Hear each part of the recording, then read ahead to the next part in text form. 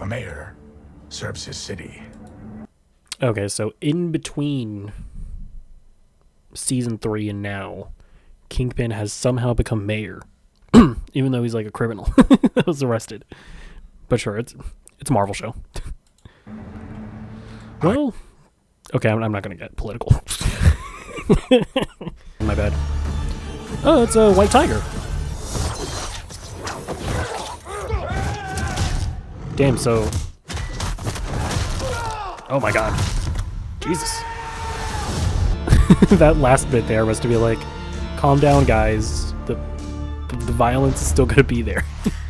Don't worry. That looks pretty good. They're choosing to have time have passed between season 3 and season technically 4, but technically not, because this is technically a new show. They're clearly choosing to acknowledge that real time has passed between them, so there is a bunch of different iterations of the suit. Matt has stopped being Daredevil for some reason. I guess maybe he killed somebody. So I think that's interesting. It does just make me sad, though, that the show got canceled in the first place. Charlie Cox is fantastic. Vincent D'Onofrio looks as good as ever. I'm glad that we got Karen and Foggy back. I remember originally they weren't going to be in the show, and then they just changed their minds and they reworked the show and whatnot.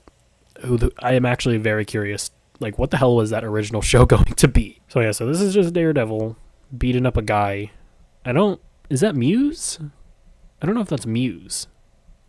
Muse is the villain. Thank you for finding the time.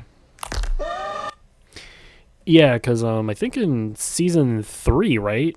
Was it in season 2? Yeah, no, I think it was in season 2 that Kingpin found out the identity of Daredevil. Oh, is this Frank Castle coming at Kingpin with the hatchet? Probably not. My guess is this guy's dead, actually. we already knew that this was going to be in the MCU, but this is like extra confirmation because we see Rogers the Musical here from Hawkeye. That's a neat little touch.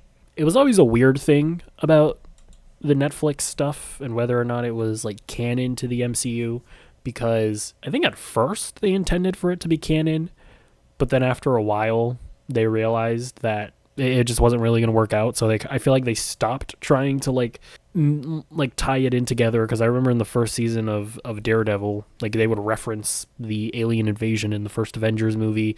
They would reference Iron Man and Thor, and then they kind of just stopped. And actually, the head of Marvel Television, he recently said in an interview, like, yeah, honestly, it was never a clear cut thing about canonicity, but now they've come out and they've definitively said that all of the Marvel Netflix stuff is canon.